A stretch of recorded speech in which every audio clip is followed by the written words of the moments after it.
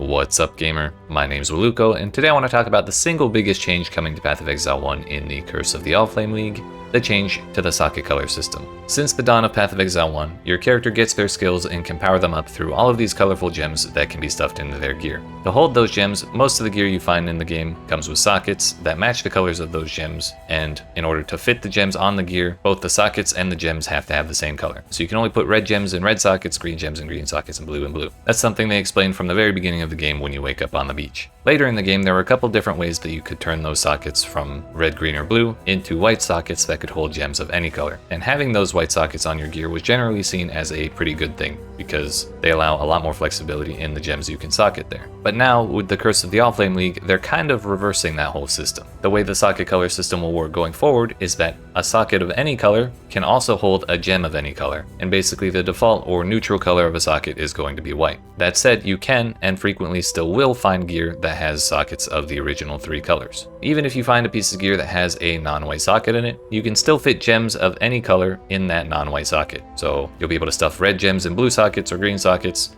green gems and red sockets. It'll be anarchy, but it'll work. The cool thing about this change is that if you do make the effort to match the color of your skill gem with the color of the socket on your gear, you'll actually get a 10% bonus to the quality of the skill gem in that socket. So normally by using a gem cutter's prism on a skill gem or a support gem, you can raise its quality up to a maximum of 20% by default. So in the new system, if you take a red gem that has 20% quality on it and put it in a red socket, it'll still add that 10% on top of the usual maximum, so you'll have a total of 30%. So not only is this new system much more flexible than the old one, because it allows you to put whichever gems in whichever sockets you want and still use them, it can also add a pretty significant amount of power to your character depending on your build. When you get your character late into the endgame and you're trying to min-max as much damage as you can onto your character, you're still going to want to match the colors of as many of the gems and sockets on your gear as possible for that 10% quality bonus, but these changes look so significant that you should be able to feel them at pretty much every stage of the game. For example, even in Act 1, you'll no longer have to struggle to find 3 linked sockets of the correct colors to fit all of the support gems onto your skill. Even if you're playing a bow build and you happen to find a 3-linked bow that has 3 red sockets on it, you can still fit all 3 of your green gems in there and it'll work just fine.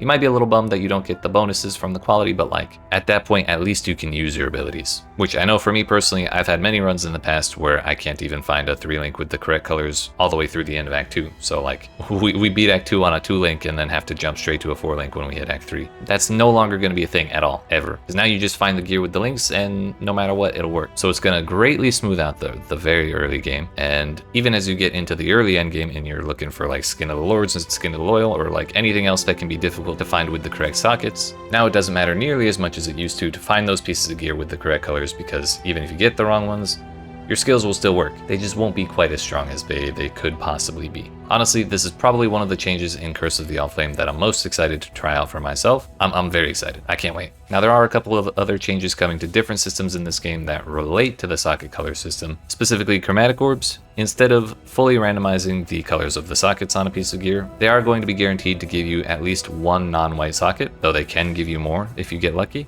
The recipes on the crafting bench that guarantee certain combinations of colors on your gear for a certain amount of chromatic orbs have pretty much entirely been reworked. Instead of giving you a specific combination of different colors, they'll instead give you a guaranteed number of non-white sockets. There will be a recipe to guarantee 2 non-white sockets, which cost 5 chromatic orbs, a recipe for 3 non-white sockets that cost 20 chromatic orbs, and a recipe to guarantee 4 non-white sockets, which cost 75 chromatic orbs. Now, these chromatic orb costs are much cheaper than the old recipes were, but one other thing to note is that because chromatic orbs are going to be much more powerful than they were before, they're also going to be a good bit rarer than they were before as well. So there's no recipe that costs like 225 or 150 chromatic orbs like there are currently, but it may still be more difficult to get the smaller amount of chromatic orbs than it was before. Lastly, there were a couple of other mechanics that could give you white sockets in certain circumstances. One was an omen called the Omen of Blanching. You put the omen in your inventory, use a chromatic orb on a piece of gear, and it would guarantee you like 1 to 3 of the sockets turn white. Since white sockets are kind of going to be the bad outcome of a socket color roll, the Omen of Blanching is being reworked and renamed to the Omen of Trichromatism. So now when you use a chromatic orb on a piece of gear while you have the Omen of Trichromatism in your gear, assuming you have enough sockets, it will guarantee that you get at least 1 red socket, at least 1 green socket, and at least 1 blue socket on that piece of gear. It sounds like it may be a little more niche than the Omen of Blanching was. However, when you roll non-white sockets on a piece of gear, the colors that those sockets end up on are still influenced by the attribute requirements on that piece of gear. So for example, if you're using a high tier evasion rating base, which has a very high dexterity requirement, and then you use something that guarantees some number of non-white socket colors, like a chromatic orb or the new recipes on the crafting bench, most of the non-white socket colors are going to end up being green. As far as we've seen, it looks like the Omen of Trichromatism is one of the only things that you can use to actually guarantee which colors you end up with when using a chromatic orb. And I'm sure there will be some circumstances where some people will find that useful.